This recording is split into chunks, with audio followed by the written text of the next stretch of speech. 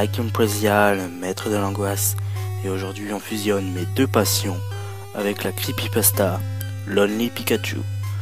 L'auteur avait acheté Pokémon Jaune vers ses 10 ans. Après avoir terminé son jeu, un de ses amis nommé Jeff lui donna une astuce floue pour attraper Pikablue, qui en réalité Amaryl. Recommencer le jeu, ne jouer qu'avec Pikachu, puis, après avoir battu le conseil des 4, échanger le Pikachu avec une pierre eau. Sauf que celui-ci appréciait déjà son maître au maximum, juste après l'avoir eu. Au moment de l'échange, le Pikachu ne suivait pas son maître, alors ils décidèrent de rééchanger leur Pikachu. Sauf que celui de Sacha, l'auteur, ne veut pas revenir vers lui. Celui-ci commence à avoir une image différente, plus triste. Ils essayèrent alors une nouvelle méthode, celle de faire passer le Pikachu par Pokémon bleu. Sauf que le procédé n'avait pas abouti. Plus tard, l'auteur raconte que quand il était au collège, il avait acheté, avec Jeff, Pokémon or et argent, et remirent leurs anciens Pokémon de Pokémon bleu vers cette version. Le Pikachu fut encore plus triste, mais cette fois-ci chromatique.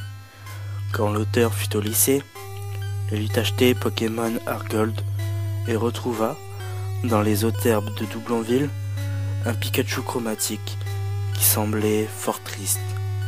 Quand il l'attrapa, la Pokéball ne vacilla qu'une seule fois.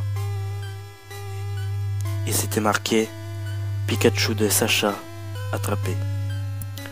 Il dut aller au bourg-palette. Cette fois-ci, il semblait désespéré. Une fois que l'auteur conversa avec le professeur Chen, le Pikachu décéda, avec une tombe portant ces mots. Ici repose Pikachu, abandonné par Sacha, 12 ans plus tôt, mort de solitude. Il existe également une autre fin pour cette creepypasta. On raconte, quand Pikachu est au fond de sa tombe, une ombre se trouve devant, avant de prendre son cadavre et l'emmener avec lui. Le Pikachu ouvre les yeux et se retrouve dans un endroit sombre, où une créature aux yeux rouges se tient devant lui. C'est un démon. Il propose à Pikachu un pacte, son âme en échange d'une vie de démon. Le Pikachu accepte et devient ensuite un Pikachu démoniaque. Et vit désormais dans Pokémon dans le but de tuer ce Sacha qui l'a conduit à la mort. Bon voilà les gens, c'est déjà la fin de cette petite creepypasta. Je vous ai fait un résumé parce que la creepypasta originale est vraiment longue.